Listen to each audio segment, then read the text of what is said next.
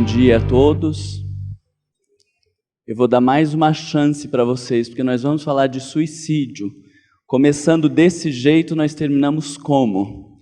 Bom dia a todos. Bom dia. É uma alegria enorme estarmos aqui com vocês, com todos aqueles que nos acompanham pela internet, iniciarmos a fala após uma apresentação tão bela do coral, e rogamos a Jesus que estes momentos possam ser proveitosos nas nossas reflexões, buscando esse encontro entre a psicologia e o espiritismo para nos auxiliar a desvendarmos os desafios e os percursos para caminharmos de maneira mais digna pela vida.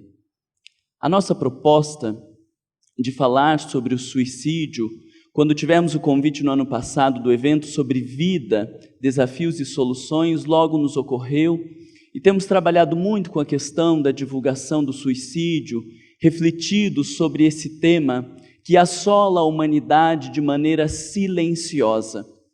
Por conta das questões que orientam a mídia, nós não temos a divulgação dos casos e das situações, mas é muito provável que perto de onde nós estamos, em diferentes momentos, ocorram casos de suicídio.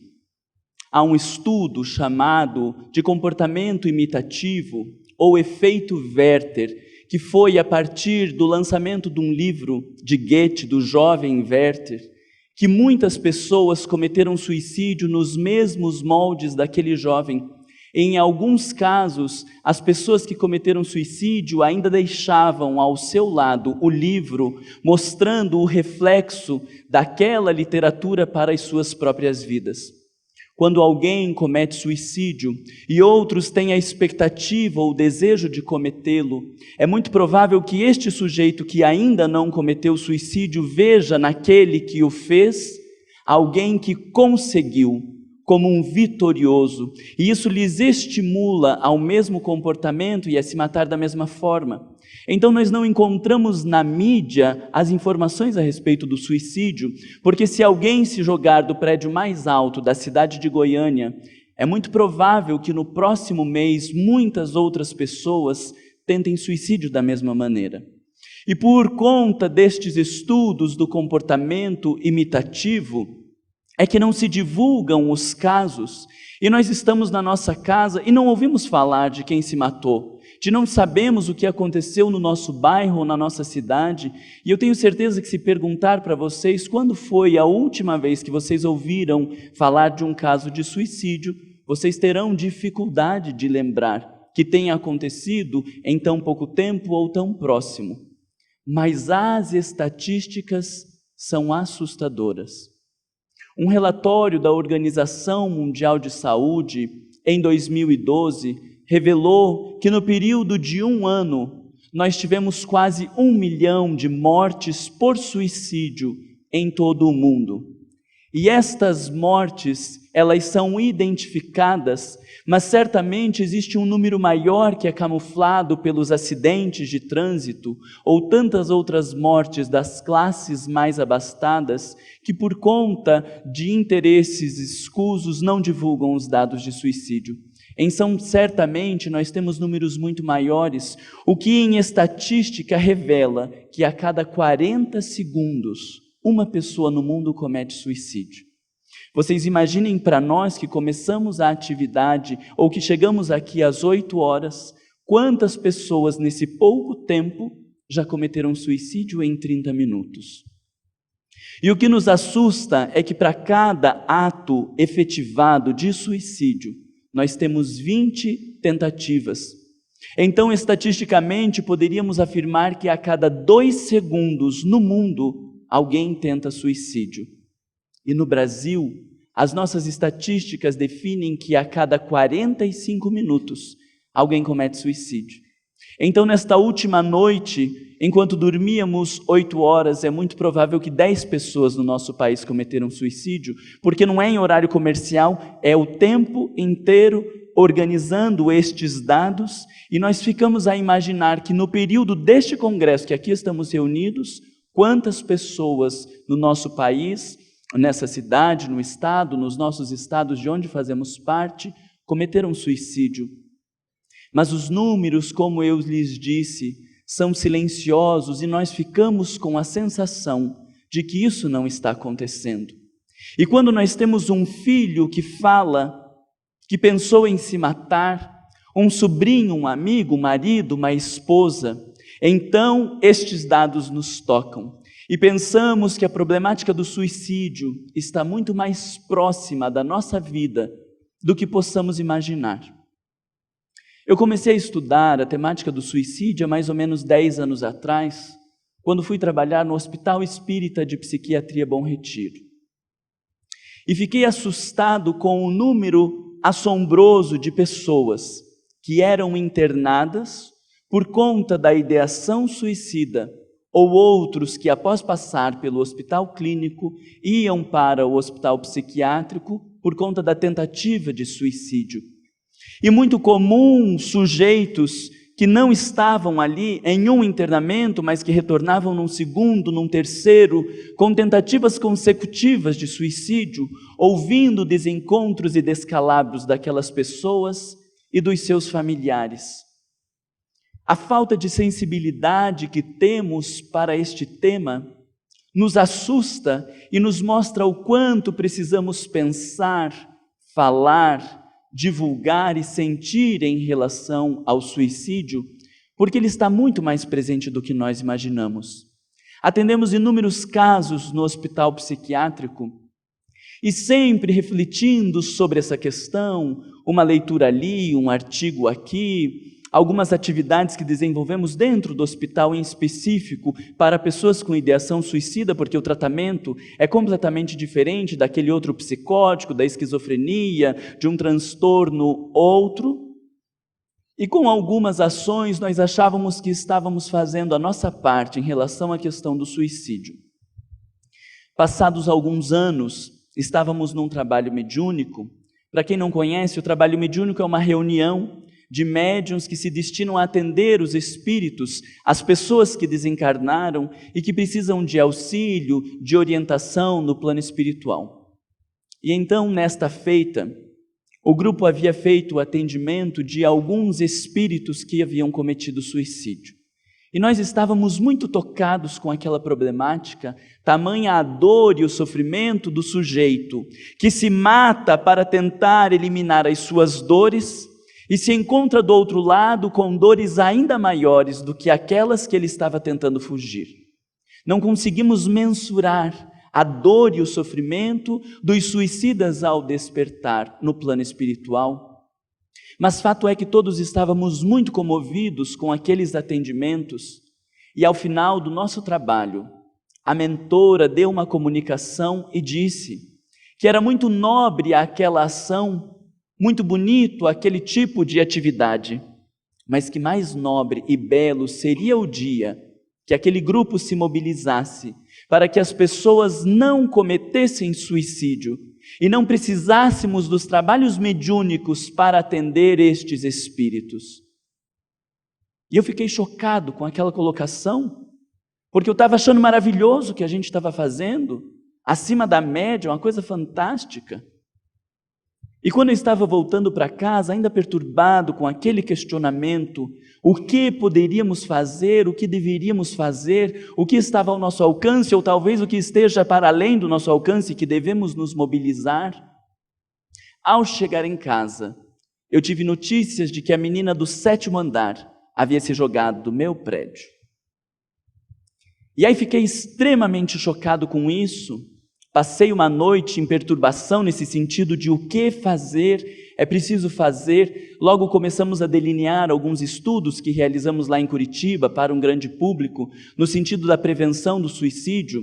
Aproveito aqui para fazer uma propaganda. Se vocês tiverem interesse, acesse o nosso canal no YouTube, Marlon Reikdown, e nós temos lá vários estudos sobre o suicídio, com psicólogos, com psiquiatras, tentando compreender melhor essa problemática. E aí, no meio desse caminho, 15 dias após a tentativa de suicídio da moça do 7º andar, nós tivemos notícia de que a vizinha do andar de cima havia cometido suicídio. E mais do que nunca, eu tive certeza daquela sensação de que o suicídio está muito mais próximo de nós do que imaginamos. Só que o noticiário anunciou a tentativa de suicídio daquela menina como uma menina que escorregou da janela e que caiu do 7º andar, justamente por conta daquele tratado que eu lhes disse da Organização Mundial da Saúde, um evento em Genebra, se não me falha a memória, de 2006, orientando a mídia a não divulgar os casos de suicídio. Mas nós fomos para um outro extremo de não falarmos de suicídio e passamos despercebidos por esta problemática que está tão próxima de nós. Se tivermos ouvido, se estivermos atentos, se conseguirmos sentir as pessoas, porque aquela moça que cometeu suicídio do apartamento de cima, eu achava que era alguém que me desgastava, porque todos os dias, quando eu encontrava com ela no elevador, eu dizia, meu Deus do céu, porque ela era muito chata ao meu ponto de vista. Uma pessoa depressiva, que morava sozinho, que ficava falando alto com o cachorro. Eu sei que ninguém aqui fala com o cachorro, né? Mas ela ficava falando com o cachorro e era depressiva e fazia barulho, e eu me incomodava com isso. E depois do dia que ela cometeu suicídio, eu senti uma espécie de culpa e um mal-estar, pensando, meu Deus do céu, eu nunca olhei para ela como alguém que precisava de ajuda. Eu olhava apenas para mim, para o meu tempo e para a minha satisfação, e queria logo chegar no meu andar para me livrar daquela moça. Mas depois eu fiquei pensando, se eu soubesse que ela ia cometer suicídio, eu teria mudado a minha conduta no elevador? É evidente que sim. Eu teria lhe tratado melhor, eu teria lhe convidado para sair quando eu levasse a minha cachorra para ela levar a dela e a gente passear um pouco junto, mesmo achando que ela era um tanto chata, teria lhe convidado para tomar café na minha casa pelo menos uma vez por semana, pensando que poderia auxiliar aquela pessoa de alguma maneira e oferecer um tijolinho na construção da sua vida para que ela não cometesse suicídio. Mas depois do ato consumado, frente àquele caso, nós não podemos fazer mais nada.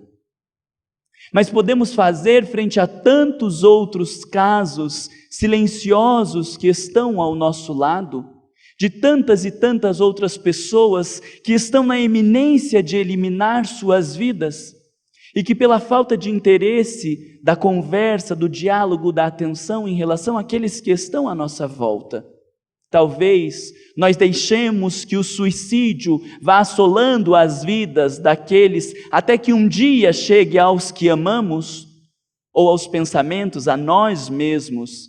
E aí então, desesperados, vamos pensar o que fazer quando, na maioria dos casos, já será tarde. Quantas pessoas aqui hoje podem estar pensando em suicídio? Nas nossas casas espíritas, daqueles que nos assistem, porque um dos grandes mitos é achar que pessoas religiosas, que pessoas que têm tudo na sua vida, não pensam em suicídio. E os dados nos mostram que este drama não está definido por classe social, por crença religiosa, nem por idade, porque toma a todas as idades, com prevalências específicas, obviamente, entre 15 e 35 anos e a partir de 75 anos, mas que não quer dizer que todas as outras pessoas que se encontram nestas idades intermediárias também não corram risco de, em algum momento da sua vida, cometer suicídio. E a partir disso, nós fomos nos envolvendo pela temática, pensando, e assumimos um compromisso de refletir, divulgar e de conversar sobre o suicídio, frente a tantos mitos que nós construímos, comportamentos equivocados, por exemplo, do ditado que cão que ladra não morde. Vocês já ouviram falar disso? E vocês têm coragem de, com um cachorro latindo, ir lá pôr a mão e fazer carinho nele? Tem ou não tem? Faça assim com a cabeça, assim, para eu ir acompanhando, se vocês estão me acompanhando ou não.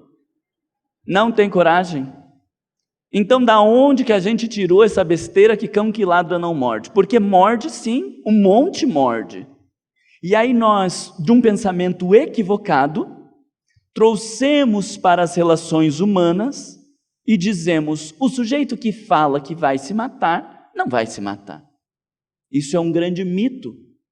Porque a grande maioria das pessoas que cometeu suicídio em algum momento da sua vida deu a entender ou comunicou diretamente a alguém que ela iria se matar. Então, nós minimizamos quando alguém fala de se matar e precisamos estar atentos não só ao sujeito que declara se matar, mas a todos aqueles que perderam o sentido da sua vida, que se encontram em processos depressivos, que não têm planejamento para o futuro, porque todos estes são indicativos de ideação suicida, embora o sujeito não verbalize necessariamente. Nós dizemos, talvez por vulgaridade, talvez por desrespeito, ou por falta de sensibilidade com o sofrimento alheio, que as pessoas que dizem que querem se matar, elas estão fazendo apenas para chamar atenção. Mas eu fico pensando, é um problema chamar atenção? Querer e precisar de atenção é uma doença? Para que nós minimizemos dessa forma, dizer, é só para chamar atenção? Não, de fato é para chamar atenção. Aquele sujeito está declarando que ele precisa de atenção, que precisa de cuidado, que quer que olhem para ele, que percebam a sua dor, e não podemos minimizar como só para chamar atenção. Assim como nosso filho, quando está em casa, chegam as visitas, nós estamos entretidos, envolvidos em um determinado momento, ele começa a chamar atenção. Mas até nessas situações, nós nos equivocamos, brigamos com a criança, colocamos de castigo, vai para o seu quarto, porque esse menino está querendo chamar atenção. Não, ele está querendo chamar atenção. Então talvez seja a hora de mandar a visita embora. Talvez a gente precise estar com ele, brincar um pouco, talvez precise pôr ao colo, porque ele está pedindo atenção. Ele está dizendo, olhe para mim, com exceção das crianças mal educadas e egocêntricas, que sem dúvida nenhuma há um tanto por aí, mas existem crianças que estão chamando a atenção do professor através de um comportamento indisciplinado, através de um comportamento um tanto inadequado, tentando chamar a atenção e que olhem para ela, nem que seja para brigar ou para questionar, mas que olhem para ela. E nós não temos a sensibilidade de perceber que essas pessoas precisam de atenção. E se nós não oferecemos atenção aos nossos filhos, que temos ligações tão profundas, isso denota que somos incapazes de oferecer atenção aos amigos, às pessoas que estão à nossa volta, alguém no ambiente de trabalho. Não sabemos oferecer atenção e cuidado àqueles que estão à nossa volta. Vocês concordam comigo? Faça assim com a cabeça ou assim, porque se vocês disserem que não, eu mudo meu discurso e a gente vai para um outro caminho, mas se vocês concordarem, a gente continua nesse caminho. Sabemos dar atenção às pessoas? Quando eu digo assim, tenho 2 filhos, aí aquela que está do meu lado diz, eu tenho 3. Eu não perguntei se você tem 2, tem 3, quantos que é. Eu estou falando que eu tenho 2 filhos. O meu tem 14 e o outro tem 17. O meu tem 15 e o meu tem 17. Também não perguntei qual que é a idade dos seus filhos. Mas somos incapazes, na generalidade, de entrarmos em contato com o que o outro fala. Eu chego no trabalho dizendo, meu Deus, passei por um acidente de carro, quase bateu em mim, uma situação horrorosa. Ai, comigo também aconteceu uma outra vez, eu estava vindo também para o trabalho, mas eu não quero saber da tua situação, eu estou falando do que aconteceu comigo. E nós não sabemos conversar com o outro e dizer, foi? O que aconteceu? Quase que bateu no seu carro, como que você está se sentindo? Precisa que te faça alguma coisa? Quando me dizem que tem 2 filhos, eu deveria perguntar, e como que é a sua relação com eles? Foram planejados? Como que estão? Como que é o mais novo? Como que é o mais velho? O que fazem? Mas nós temos dificuldade de sair do nosso mundo egocêntrico e adentrarmos o mundo das pessoas que estão à nossa volta. E essa falta de sensibilidade é denunciada pelos números absurdos de suicídio que tomam conta não só do nosso país, mas do nosso mundo. Em estatística, somos o 8º país em números absolutos de suicídio. quase 12 mil casos em um ano. Índia, mais de 200 mil casos em um ano. Isso denota a nossa falta de sensibilidade, a falta da capacidade de olharmos, de percebermos o sentimento alheio, daquilo que consome a alma dos sujeitos à nossa volta. E de repente, precisamos que este tema nos chegue mais próximo e de alguma maneira nos machuque para que a gente pense na questão do suicídio. Muito me entristeceu quando nós estávamos fazendo o grupo lá em Curitiba. Tínhamos um número grande de pessoas trabalhando com essa ideia de prevenção, umas 130 pessoas. Mas daí eu fui descobrir que um número muito grande eram de pessoas que tinham vivido um suicídio na família ou que tinham alguém com ideação suicida na família. E pequeno o número daqueles que se envolveram na causa sem que a dor lhes tivesse chego em definitivo, porque isso fala do nosso egoísmo, porque nós só nos mexemos, só nos mobilizamos quando a dor nos toca. Parece que precisamos da dor constantemente como um método pedagógico para pensarmos na construção de um mundo melhor. E as pessoas que se mobilizaram para iniciar a campanha de prevenção ao câncer de mama foram mulheres. Nós não vemos quase homens trabalhando na prevenção do câncer de mama. Foram pessoas que sofreram, ou parentes próximos que sofreram a mesma problemática, porque nós vivemos atordoados, anestesiados em relação à dor do mundo. E quando ela nos chega, nós queremos nos somar a essas pessoas e talvez já seja tarde. O nosso convite é um convite para refletirmos sobre uma problemática que toma conta do nosso mundo e que não é atual. Para trazermos algumas reflexões a vocês sobre a questão do suicídio, nós vamos trazer um texto, talvez muitos de vocês não tenham lido, mas com certeza a grande maioria já ouviu falar. É uma peça de teatro de Shakespeare, escrita ao final dos anos de 1500.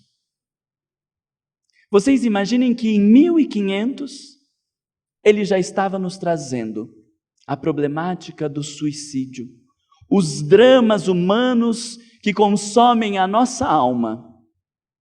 É a história que se passa em Verona, na Itália, uma cidade regida por um príncipe e na presença de duas importantes famílias, os Capuleto e Montesquios.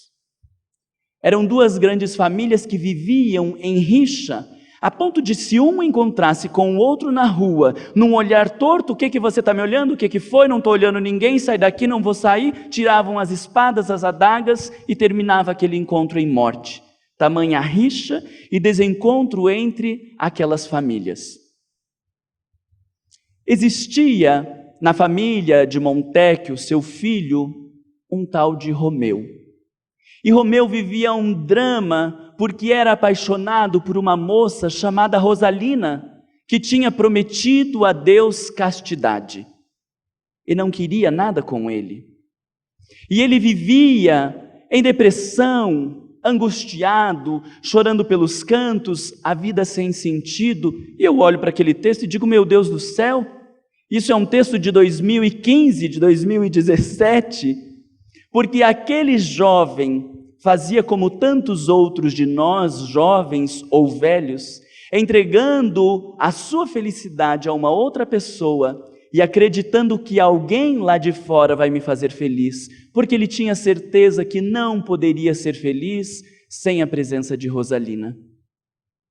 Quantos de nós entregamos a nossa felicidade a um marido, a uma esposa, quando eu tiver filhos, quando eu conseguir aquele emprego, quando isso ou quando aquilo, e parece que a vida não se submete às nossas vontades. E nós ficamos esperando um dia que as coisas saiam de acordo com os nossos interesses egocêntricos, mas esse dia não chega nunca. E também não tinha chego para Romeu, que vivia atordoado pela ausência do suposto amor que preencheria a sua alma. E quando nós não temos pessoas, nós no mundo materialista, consumista, vamos buscando coisas. E aí nós vamos ao shopping center fazer compras. Ou vamos para os restaurantes mais elaborados, postamos a foto no Facebook, antes mesmo de comer, mais preocupado se está esfriando ou não, a gente posta a foto. E aí começa a ver quantas curtidas tem, enquanto come, atualiza, porque parece que se tiver um monte de curtidas, aí preenche o meu vazio existencial. Se tiver um monte de seguidores, aí eu me sinto uma pessoa importante. Se tiver um poder aquisitivo para comprar, fazer ou acontecer, se tiver muitos amigos ao meu entorno, se tiver um bom carro ou uma boa casa, um emprego que seja invejável, aí sim eu me sentirei bem. E o que os dados nos mostram é que a gente pode ter todas essas coisas. O vazio que está na nossa alma não é preenchido por nenhum objeto, nem por qualquer pessoa que esteja à nossa volta, porque é um desenvolvimento de dentro para fora, e tudo que vier de fora para dentro é inútil, no sentido do preenchimento, embora nos anestesie. E a gente fica anestesiado por um tempinho. Quanto tempo que dura o bem-estar de sair de uma loja com várias sacolas, cheias de coisas caras, então? Quanto tempo que dura? Até chegar em casa. Uns dura até vir a fatura do cartão, né? Porque está numa alegria enorme. Aí quando vê a fatura do cartão que não vai poder pagar, ou que não vai poder continuar gastando, né? Então tem um tempo muito pequeno, ou até eu chegar no meu trabalho com o sapato, com a roupa e ninguém elogiar, ninguém falar nada, e eu descobri que não fez diferença nenhuma. Ou o jantar até que a gente termine e se satisfaça, ouvir a conta, e estas coisas elas não nos preenchem, mas elas nos anestesiam, e por isso ficamos dependentes. Por isso geramos um comportamento compulsivo, porque aquilo anestesia a minha angústia, o meu mal-estar, e daí eu busco de volta, e busco de novo, e mais um pouco, um tanto mais, e não consigo viver sem aquilo que anestesia o mal-estar que está na minha alma. Então eu me torno dependente. Certa feita, quando eu estava fazendo um trabalho sobre dependências, um senhor que era alcoólatra disse: Marlon, eu acredito em tudo isso que você está falando, trago fundamentação de Joana de Ângeles, tentando explicar essas coisas. E ele disse: mas eu não vejo esse vazio existencial, essa angústia que você fala. E eu precisei perguntar para ele: quanto tempo você fica sem estar sob o efeito do álcool? Ah, nem sei. Tem dia que eu acordo e já tomo alguma coisa. Então, precisei falar para ele: você não dá tempo para sentir angústia dentro de você, porque é isso que a gente faz. A gente se ocupa e se anestesia de tal forma para não dar tempo, porque se a gente der esse tempo, o inconsciente grita dentro de nós e sinaliza algo que a gente não sabe o que fazer. Então a gente chega em casa e já liga a televisão. Se não liga a televisão, está naquele feed de notícias. Isso foi feito pelo inimigo, com certeza o feed de notícias foi feito pelo inimigo, porque você vai rodando aquele negócio e não termina nunca de você olhar para a vida dos outros e para a vida dos outros, e você clica num, vai entrando no outro, e você pode se ocupar o dia inteiro daquele negócio. Repara como nós fazemos em 1 minuto entre uma coisa e outra. Eu vou buscar ali um objeto para você. Quando a pessoa vai, a gente pega o celular e já vai olhar alguma coisa, porque naquele minuto onde a pessoa vai até aquele lugar e voltar, se eu não ocupar a minha cabeça, pode ser que o meu inconsciente se manifeste, pode ser que ele me cobre de alguma coisa. Então nós não podemos parar. Nós precisamos da música, do som, do falatório. Não conseguimos, na maioria, ficarmos em silêncio. Talvez uma música tranquila. Se estivermos com alguém ao nosso lado, então a gente fala de qualquer coisa, do clima, do tempo, das pessoas, dos problemas, do jornal, mas não conseguimos ficar em silêncio. Parece que o silêncio nos constrange, porque de fato, se dermos espaço para o silêncio na nossa vida, para a solitude, como diz Joana de Ângeles no livro O Despertar do Espírito, se dermos este espaço, pode ser que o inconsciente nos sabote. E a partir disso, a gente tenha que entrar em contato com os nossos conteúdos. E veja que desde lá de 1500, Shakespeare já estava trazendo esse drama das buscas por preencher a nossa alma com os eventos externos. E então Romeu vivia depressivo na expectativa de viver um amor que não lhe era possível. Frente a essa situação, ao mesmo tempo, eu disse para vocês que ele era filho de Montesquieu, né? E então Capuleto, que era da família oposta, ia dar uma festa. Não entendo direito se era uma festa para apresentar a sua filha, tinha 13 para 14 anos, apresentar à sociedade, ou se era uma festa de costume, mas ia dar uma festa. Escreve a lista de convidados, entrega a um criado e diz que entre em contato com aquelas pessoas para que venham à noite na sua festa. Mas o criado não sabia ler. Sai na rua, afoito, confuso, não sabe o que fazer, e então nessa circunstância, o primeiro que aparece, melhor trajado à sua frente, é Romeu. Ele não sabia que era filho de Montesquieu, e diz: o senhor é letrado? Sim, pelo amor de Deus, me diga o que está escrito, eu preciso convidar essas pessoas para a festa de meu amo. Então Romeu ajuda aquele moço, e talvez pelo ato gentil, o criado diz: se vocês não forem da família de Montesquieu, compareçam à nossa festa, será de grande alegria para o meu amo. E o que o Romeu pensou? Mas veja que ele estava deprimido, ele não queria ir para a festa. Vocês já pensaram que ele ia, né?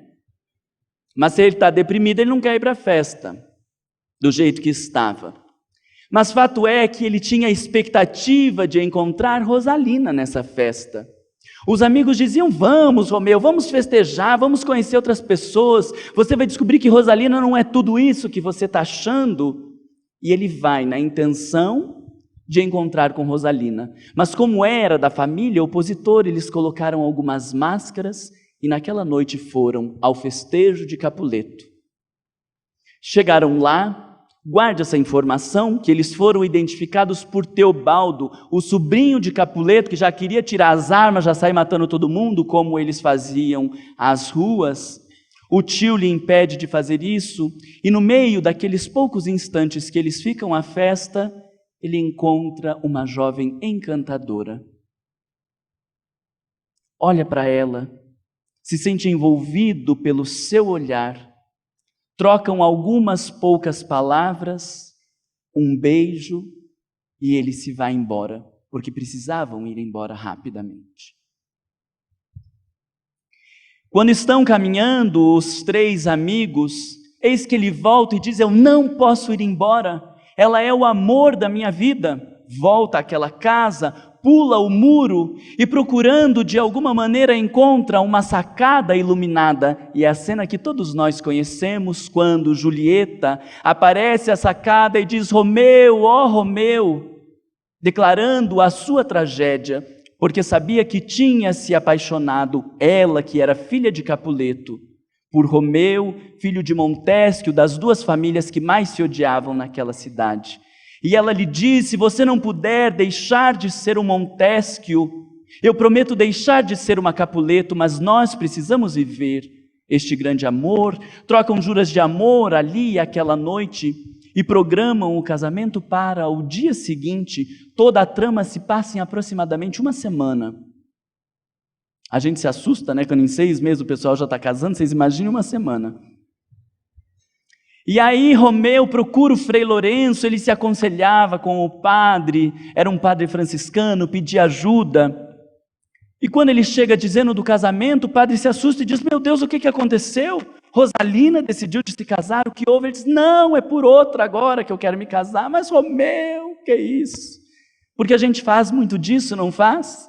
Sai de um relacionamento e inveteradamente procura outro relacionamento, outra pessoa para preencher o nosso buraco. Tem um monte de amigos, mas os amigos que preenchiam meu buraco se tornam descartáveis quando agora eu tenho um namorado, daí eu me envolvo com com a namorada, e daí esqueço dos meus amigos, mas depois o dia que eu termino com meu namorado, eu volto a me relacionar com os meus amigos, e nós vamos tentando, desesperadamente, alguém que preencha os nossos buracos existenciais, e com Romeu não foi diferente.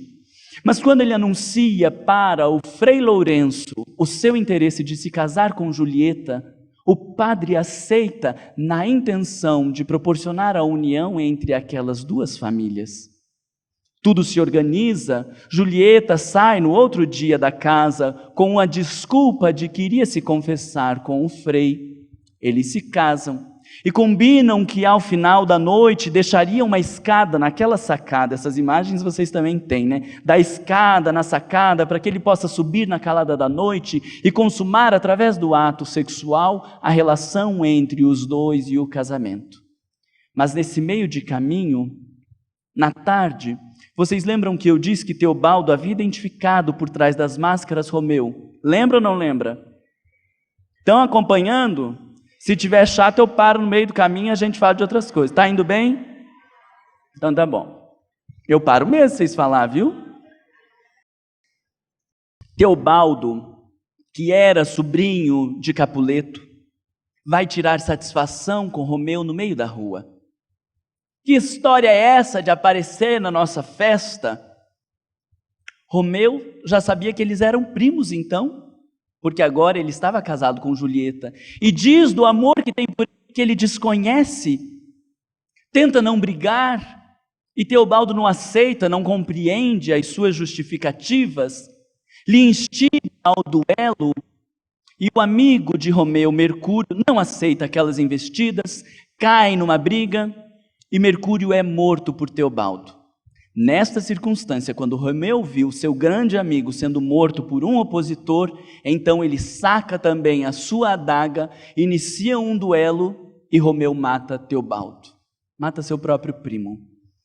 O príncipe de Verona já havia anunciado que se existisse mais uma morte por conta da guerrilha entre aquelas duas famílias, esta pessoa seria gravemente punida. E define então que Romeu seja exilado e que vá habitar em Mântua, uma outra cidade um tanto distante. Antes de ir para Mântua às escondidas, Romeu vai até a casa de Julieta, consumam o ato do casamento, fazem outras juras de amor e ele promete que vai a Mântua e vão dar um jeito de organizar as suas vidas. Julieta, chorosa, desesperada, a família achava que ela estava chorando por conta da morte. Julieta estava chorosa por conta da saída de Romeu e da impossibilidade de viverem aquele amor, mas a família achava que era por conta da morte de Teobaldo, seu primo, e pensaram, vamos casar essa mulher que logo resolve esse problema. Era uma terça-feira e definiram que ela ia se casar com Paris, um amigo da família do príncipe, na quinta-feira. Eu disse que era terça, né? Era terça-feira, na quinta-feira foi anunciado o casamento com Paris. E aí ela se desesperou.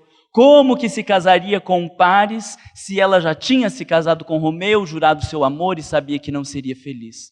Então ela procura em desespero Frei Lourenço, dizendo que estava a ponto de consumar a própria vida, mas que não viveria aquele casamento às falsas, porque tinha nascido para amar o seu Romeu. Parece até bonito por isso, né? Se a gente não soubesse que é para preencher os buracos da nossa existência, a gente até acreditava que era uma coisa linda. O Frei, vendo o desespero daquela moça, tem uma ideia interessantíssima. Eu vou lhe dar um entorpecente e você vai viver uma morte por 42 horas. Nesse tempo, a sua família desesperada será suficiente para lhe enterrar. Vão te levar ao túmulo familiar. Enquanto isso, eu aviso Romeu, e ele vem te buscar na calada da noite, no término das 42 horas, ele vem te buscar e vocês fogem felizes para Mântua. E aí dá aquela sensação que se eles estiverem lá em Mântua bem felizes, eles vão ser bem felizes, né? E depois que a gente casa, a gente descobre que não funciona assim, né? Não por conta do outro, mas por conta de todos os nossos desencontros pessoais que se manifestam na relação com o outro, embora a gente queira culpar ao outro. Não sei se vocês sabiam disso, mas desculpa ter falado. E aí, nesta tentativa, Julieta vai para casa, se organiza e toma na noite de quarta para quinta-feira aquele veneno. Não sei se era veneno, eu falo veneno, mas não sei se era veneno, o que era. Era um entorpecente para que ela dormisse aquelas 42 horas. Ela toma do veneno e depois disso, então seu rosto fica pálido, a boca não mostra mais sinal de vida, param os batimentos cardíacos, aquele alvoroço porque era um dia de festa, tudo organizado para o casamento e precisam viver um velório. Enterram Julieta, levando até o túmulo da família, lá ela fica. E o que acontece é que neste momento, Baltazar, que era o criado de Romeu, vendo a situação da morte de Julieta, ele que desconhecia a trama de Frei Lourenço e de Julieta, corre até a cidade de Mântua para avisar Romeu que Julieta estava morta. Avisa, chega antes da comunicação de Frei Lourenço. E Romeu, que já mostrava os sinais da dificuldade de lidar com a angústia da própria vida, com a incapacidade de ser feliz por si mesmo, de dar conta dos seus dramas internos, precisando de alguém para substituir aquilo que ele não consegue providenciar por conta própria, decide então definitivamente se matar.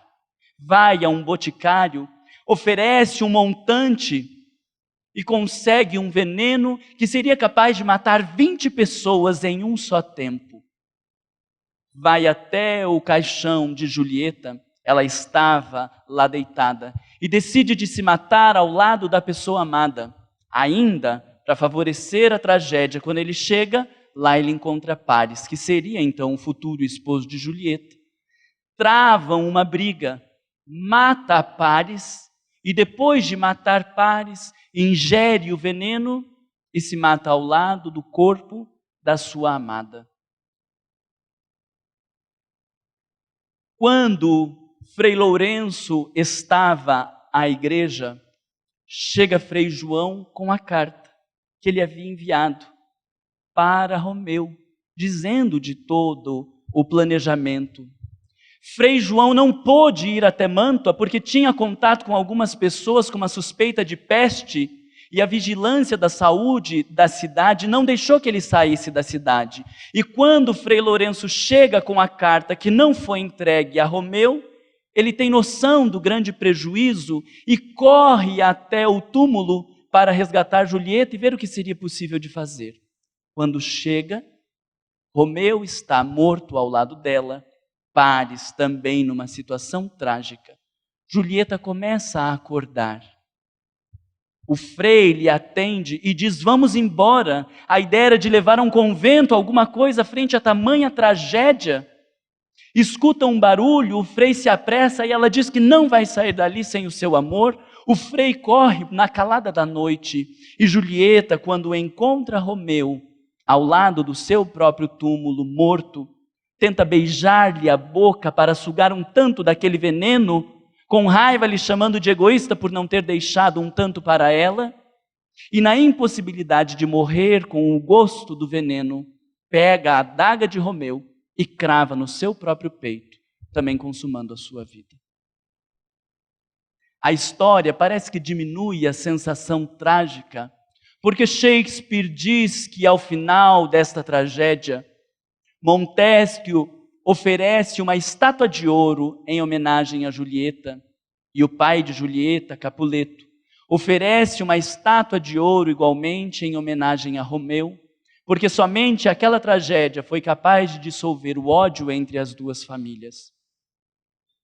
Mas a pergunta que eu faço a vocês é: o que aconteceria nessa trama toda se Romeu tivesse esperado mais 15 minutos? Porque quando ele chega e vê a morte da sua amada, ele tem certeza de algo que só os olhos podem ver, mas ele desconhece uma realidade que transcende a dimensão material. O que seria daquele amor se ele tivesse esperado mais 15 minutos? e ao mesmo tempo pensamos nas nossas vidas. O que aconteceria se esperássemos mais 15 minutos, no momento em que estamos naquele comportamento impulsivo, às vezes asselvajado, irritado, falando supostas verdades àquelas pessoas que estamos agredindo?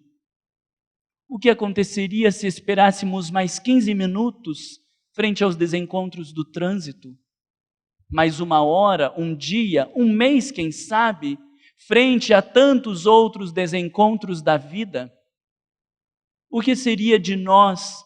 O que seria deste mundo tomado pelo suicídio se tivéssemos a coragem de esperar mais um ano? Porque quando vivemos a morte de um ente querido, quando vivemos o desencontro do desemprego, quando vivemos a dificuldade da traição, a sensação é que o nosso coração vai dilacerar e que a gente não vai dar conta daquela experiência. Mas o que será de nós se conseguirmos esperar mais um ano, 2 anos, 10 anos? Ou se precisarmos esperar até o fim desta encarnação, para que Deus decida quando nós devemos evadir do corpo físico de maneira natural e planejada? Que será de nós se conseguirmos acreditar que existe um planejamento para além do corpo físico, para além daquilo que os nossos olhos podem ver, porque os nossos olhos enxergam a tragédia do cotidiano, a decepção, o orgulho ferido, a dor que assola a nossa alma? Mas quais são os planos divinos, ali representado pelos planos do Frei Lourenço?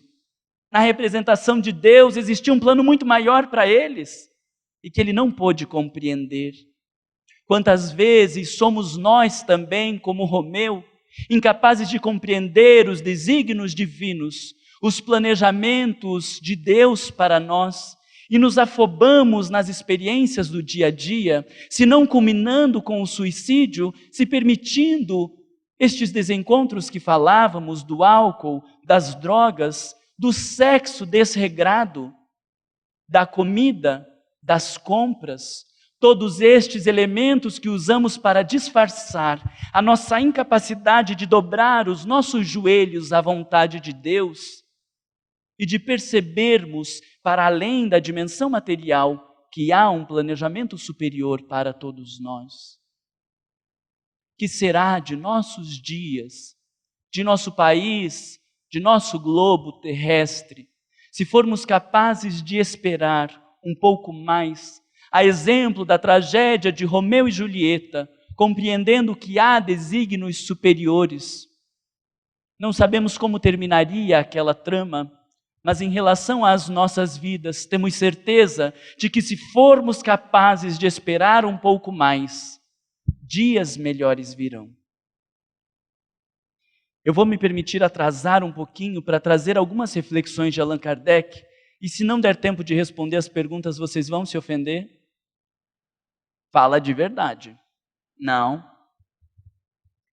Porque é importante refletirmos que essa temática, que faz parte da literatura, que faz parte da nossa cultura em geral, também estava presente nos estudos de Allan Kardec, desde o primeiro momento, com a chegada de O Livro dos Espíritos em 1857.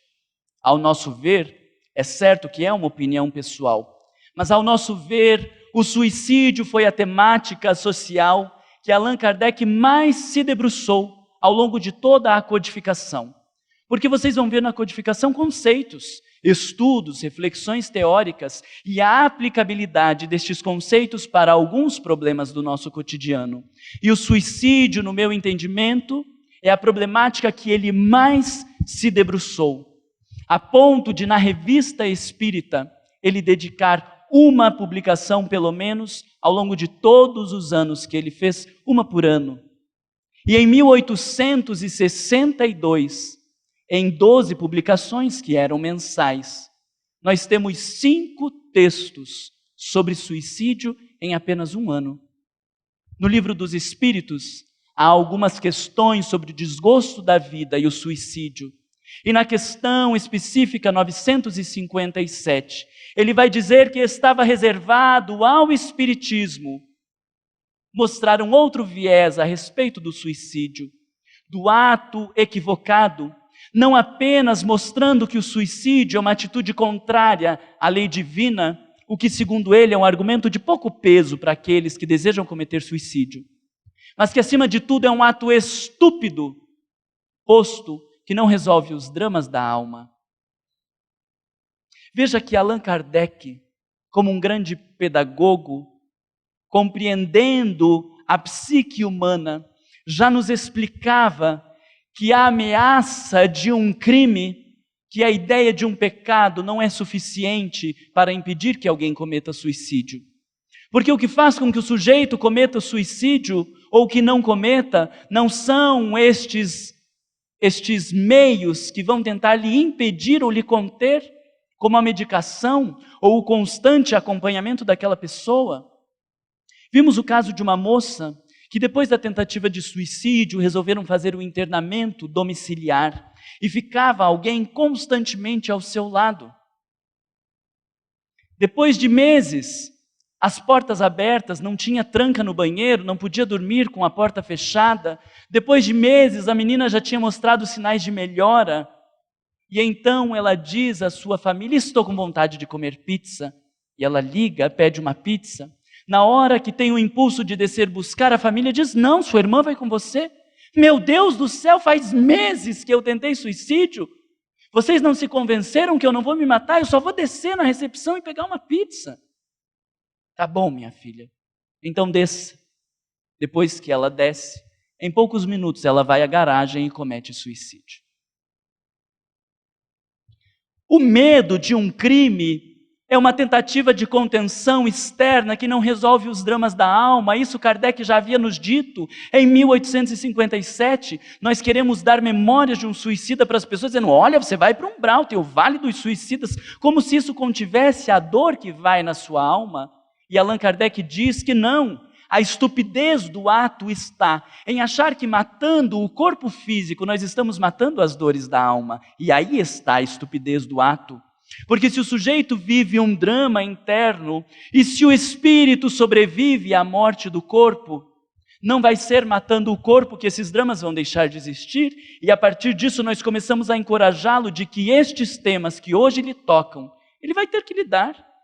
Seja agora, no plano espiritual, na próxima encarnação, mas ele vai ter que lidar. E Allan Kardec ainda traz outras perguntas sobre o suicídio, isso em 1857, lá em 1864, com o Livro dos Espíritos, ele trará uma importante mensagem sobre loucura e suicídio. Veja que neste tempo de 6 anos entre um livro e outro, existem inúmeras publicações na Revista Espírita. E o grande marco da doutrina espírita em defesa da vida está em O Céu e Inferno, lançado em 1865, quando no segundo capítulo, no segunda parte, capítulo 5, ele descreve 9 casos de pessoas suicidas. O leitor desatento vai dizer: 9 casos? Meu Deus, mas todo mundo se matou, por que 9 casos? Mas se você perceber, é a composição de um mosaico, porque cada um daqueles casos fala de uma parte dos dramas humanos, desde uma mãe que perde o seu filho e que tenta o suicídio, achando que desta maneira vai encontrá-lo no plano espiritual, e o que os espíritos dizem é que ela estendeu ao infinito a possibilidade de encontrar seu filho, porque se esperasse a morte natural, muito provável que em breve se encontrariam. O drama daqueles dois que não podem viver juntos e decidem se matar para se ver no plano espiritual, que não é possível. Vocês vejam como a crença no mundo espiritual está presente nestas pessoas que pensaram no suicídio. Daquele outro que decide se matar sendo um pai, porque seu filho era o mais velho e sendo convocado à guerra, se não existisse o pai, ele seria então, como primogênito homem, ficaria em casa e não seria lançado à guerra. E os espíritos dizem, há atenuantes, é óbvio, foi um ato de amor, mas um amor com uma dose de egoísmo, com uma descrença tentando tomar o lugar de Deus, que sabe o sofrimento de cada um de nós. Há ali também, no céu e inferno, o caso de um espírito que já estava no 4º suicídio, todos eles decorrentes da provação, da falência financeira. e dizendo do seu medo de retornar à experiência carnal e repetir o ato equivocado, e também de um espírito que viveu quando estava no corpo físico o drama da obsessão, que foi influenciado por este ato, que há os atenuantes, assim como há os agravantes, mas que mesmo assim, isso não eliminaria o fato dele ter se equivocado nas escolhas que fez da sua vida. Então, como dissemos, o céu e o inferno é um grande marco, é uma grande carta de convite à vida, a enfrentarmos os nossos desafios, nos colocando frente a frente a eles e nos perguntando o que Deus quer de nós. É muito provável que todos aqueles que cometeram suicídio não foram capazes de perguntar o que Deus quer de mim. Porque o desejo de morte é uma chamada para a transformação.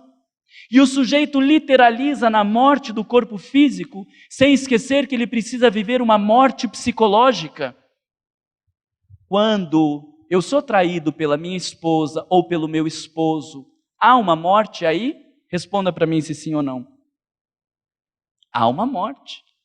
Aquele sujeito poderoso, forte, gostosão, precisa morrer e talvez ser trocado pejorativamente pelo discurso de corno. Já fala assim para pegar bem na veia, né? Precisa morrer aquela fantasia de que eu sou o melhor marido, de que eu sou maravilhoso, de que todo mundo me ama. Eu preciso viver uma morte, para que a partir da vivência dessa morte possa nascer um homem novo. Mas o sujeito não percebe que precisa viver esta morte, que não é física, é psicológica, e literaliza de maneira imediatista e consuma uma morte física num ato equivocado. Quando eu vivo a falência financeira, eu não preciso viver emocionalmente uma morte? É óbvio que sim. Porque aquele administrador espetacular, aquela pessoa que tinha um salário de não sei quanto por mês, que tinha um carrão, ela morreu. E agora eu preciso encontrar um sujeito mais simples, que vive com muito menos. Eu preciso matar aquela fantasia do sujeito que era melhor do que os outros pelo seu poder aquisitivo, encontrar com as minhas angústias, ansiedades e com o meu vazio existencial, e em suportando isso, viver uma morte psicológica para que nasça um novo homem, talvez mais simples, mais humilde.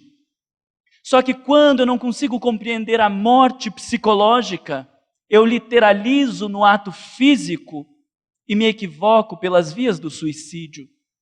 Assim como a mãe que tinha toda a sua vida em função dos filhos. E quando eles morrem, lembro de um caso em Santa Catarina de uma mulher que, em dirigindo o carro, bateu e morreram suas 3 filhas. E precisa morrer o sujeito que não erra, o sujeito que não tem dificuldades. Precisa morrer um monte de aspectos dentro de nós, e embora não a morte da mãe no sentido simbólico, mas ela precisa viver a morte porque todo o seu tempo era dedicado a cuidar das suas filhas e agora não é mais. Agora ela vai ter que encontrar um tempo para dedicar-se a outras coisas e vai ter que encontrar um outro sentido na sua vida. Então ela passa por uma morte em definitivo, para que possa descobrir uma nova mulher dentro de si. E se não for capaz de significar esse aspecto emocional, literaliza no corpo físico e se equivoca pelas vias do suicídio. O desejo do suicídio não é um desejo de morte no sentido literal, porque todas aquelas pessoas que pensam no suicídio frente a um acidente de carro, por exemplo, vão reagir e vão tentar se proteger, porque não desejam a morte do corpo físico, têm um desejo de vida por trás do suicídio, mas de uma vida diferente, de algo que precisa ser construído. Só que quando o sujeito é imediatista e não consegue construir este aspecto novo na sua vida, ele consuma-se através da morte. Mas há um desejo de vida. E nós precisamos ajudar as pessoas a não literalizarem este desejo consumando a morte e instrumentalizar, sejam nossos filhos, nossos amigos ou a nós mesmos, para construirmos a vida que nós desejamos, a vida que Deus está nos convidando. E se tivermos os ouvidos sensíveis às demandas do Senhor para nós, nós nos transformamos. O suicídio é um ato imediatista e literal que precisa ser simbolizado num processo de transformação. Mas a nossa grande dificuldade é porque, em geral, nós não temos espaço para uma vida simbólica dentro de nós. Nós não temos espaço para ouvir o nosso mundo interno. Nós não fazemos silêncio, não ficamos a sós. E com isso não conseguimos ouvir as demandas do Deus interno que Carl Gustav Jung manifestou através de um conceito chamado self, o eu divino, o eu superior, que habita dentro de você e dentro de cada um de nós. Existe um grande gerente que organiza o nosso psiquismo, que nos mostra os temas que precisamos lidar. É ele que nos cobra quando nós temos um ato equivocado e quando eu paro e digo, Marlon, não devia ter feito isso. É o self. É o aspecto divino dentro de nós, talvez seja por isso que Jesus disse, vós sois deuses. Porque falava da representação de Deus que existe dentro de nós. E que quando vivemos neste mundo atordoado pela telecomunicação, atordoado pelas informações, pela busca de conhecimento, por tantos desvios e desencontros dos nossos dias, nós não conseguimos ouvir o que a nossa alma quer manifestar.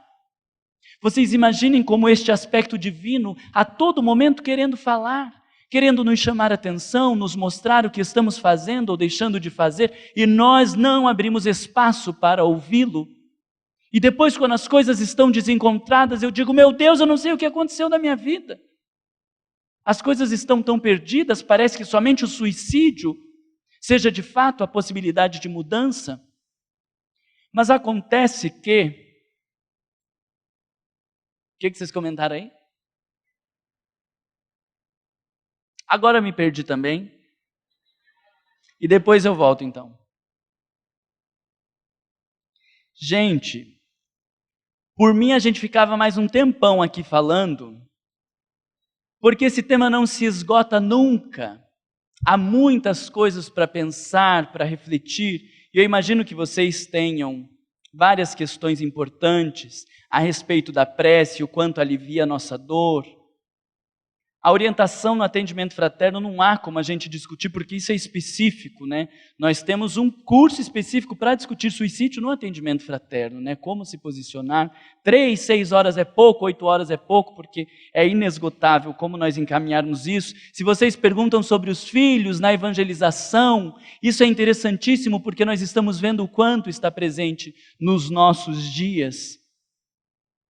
Quando perguntam sobre o processo obsessivo, nós precisamos entender que praticamente em todos os casos de ideação suicida, há um processo obsessivo.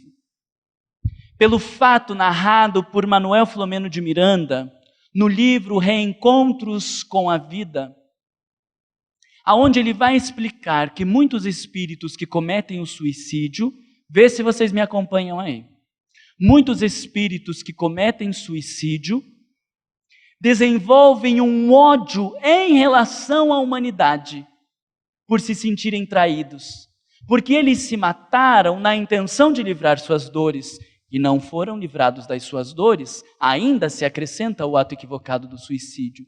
Então, por esta atitude, desenvolvem um ódio tamanho em relação à humanidade, que vão buscar e perseguir todos aqueles que têm tendências suicidas, para que também se matem e vivam o mesmo desgosto que eles próprios vivem. E Manuel Filomeno de Miranda descreverá nesse livro que a vinculação destes espíritos com aqueles com ideação suicida é tamanha que parece a vinculação de espíritos de ódios de outras encarnações, mas eles não se conhecem. Porque o ódio é da alma enferma que quer então se vingar da humanidade, tentando punir todos estes outros com ideações suicidas. Então é muito provável que em todos os casos de ideação suicida, Exista sim o processo obsessivo, mas não como causa absoluta, porque a causa está na alma doente, que não consegue viver a morte psicológica para a transformação do novo ser. E sim, como algo que se acrescenta à falência moral do sujeito e que, por conta das interferências negativas, influenciam o indivíduo a sucumbir através do suicídio.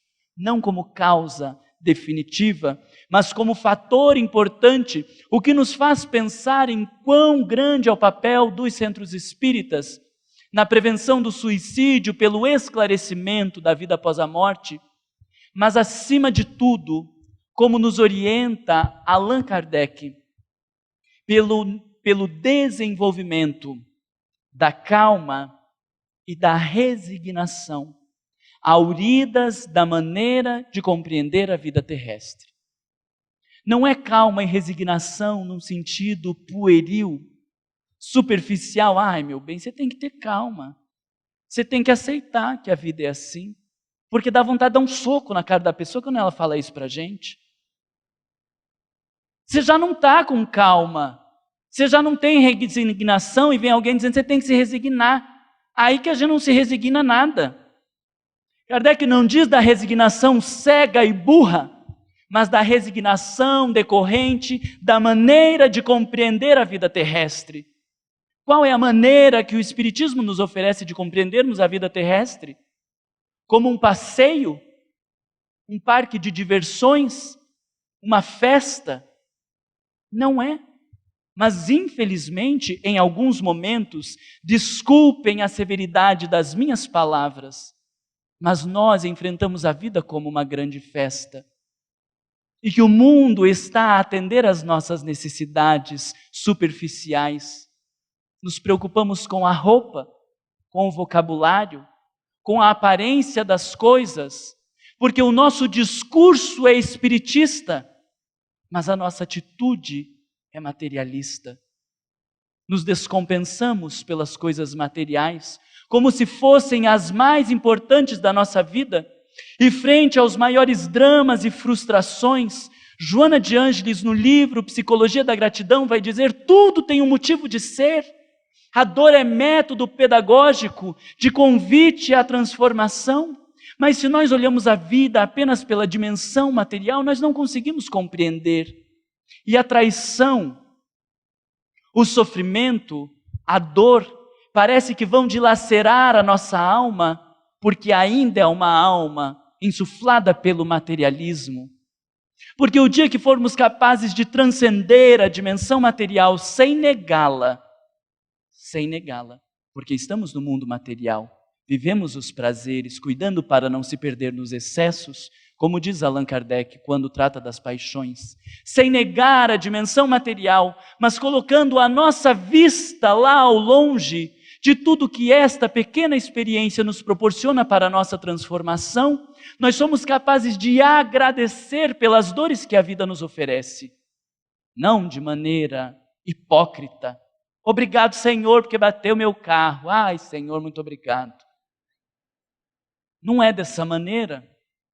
A gratidão pelas dores e pelo mal que nos acontece, segundo o Espírito Joana de Ângeles, só ocorre na medida em que compreendemos o sentido daquela dor. E quando eu entendo que aquilo me convidou a essa transformação, que a perda daquele filho me transformou num pai ou numa mãe melhor, porque agora eu sei o que é viver a ausência. Antes eu que dizia para os meninos calarem a boca porque queria assistir o jornal. Depois de perder o meu filho, sou obrigado a pensar em cada minuto que eu desperdicei com as coisas materiais e que não vivi aquela experiência importante. E aí eu me torno um pai melhor, uma mãe mais atenciosa, porque só o que eu sabia fazer é chamar atenção. Menina, fica quieta, olha o que você fez com a tua roupa. E depois que eu não tenho mais aquela filha nesta experiência concreta, eu me torno uma mãe mais amável, amorosa, troco todas as regras dentro dos certos limites para poder ter uma boa convivência com a minha filha, com o meu marido, com a minha esposa. Isso é o olhar da transcendência. Não nos prendemos às coisas pequenas, a picuinhas do mundo material, porque olhamos-nos como espíritos imortais E na medida que compreendemos o sentido da dor e do sofrimento, nós somos capazes de agradecermos a Deus por tudo que a vida nos oferece, por tudo que a vida nos dá. E neste sentido, o mal que nós denominamos na terra não fere a nossa alma, fere sim ao nosso orgulho, fere ao nosso ego, mas não fere a alma que está buscando nas experiências da vida o crescimento, a transformação, o aprendizado. Antes de encerrar a nossa fala, eu ainda queria trazer uma reflexão para vocês. Porque falamos tanto do suicídio como um ato equivocado, sem pensarmos no que André Luiz nos diz que a grande massa desencarna sem ter completado o tempo previsto na Terra, adiantando o seu retorno à pátria espiritual pelos comportamentos equivocados na dimensão física. De alguma maneira, quase todos nós somos suicidas inconscientes e indiretos.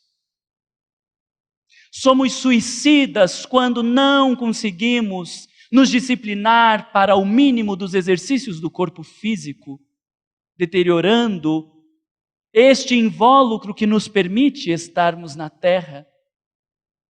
Somos suicida todos os dias que poderíamos nos satisfazer com um prato e comemos 1,5, ou comemos aquilo para não deixar sobrando no prato e não fazer o desperdício.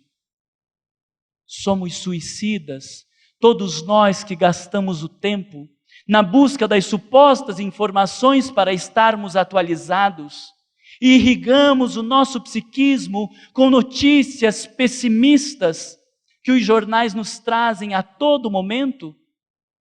Somos suicidas em cada momento que abrimos a nossa boca para fazer um comentário difamando, atrapalhando, prejudicando a vida de um companheiro.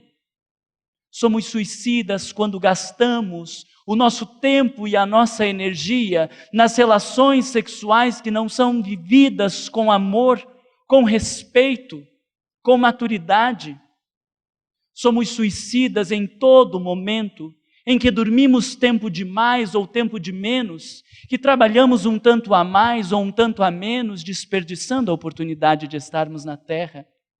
Todos nós, de alguma maneira, numa maior ou numa menor intensidade, somos suicidas. Porque ainda não compreendemos o sentido de estarmos na Terra. E sem a compreensão da transcendência, somos incapazes de desvendar os desafios da vida e encontrarmos a solução para os nossos dramas.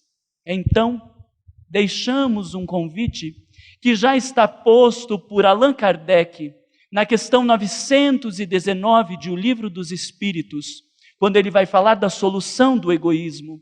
E ele vai dizer que a vida, olhada de mais alto, diminui o nosso senso de personalidade, a tal ponto que podemos nos dirigir melhor pelos caminhos terrenos. Porque quando nos achamos muito importantes, quando nos achamos melhores, quando nos achamos a mais, quando nos achamos diferente, as pessoas perguntam: por que comigo? Eu estou me achando diferente. Eu estou me achando melhor do que os outros. Quando eu critico um companheiro, um colega ou mesmo um desafeto, eu estou me colocando na condição de quem sabe. Eu estou me colocando na condição de juiz, de julgador.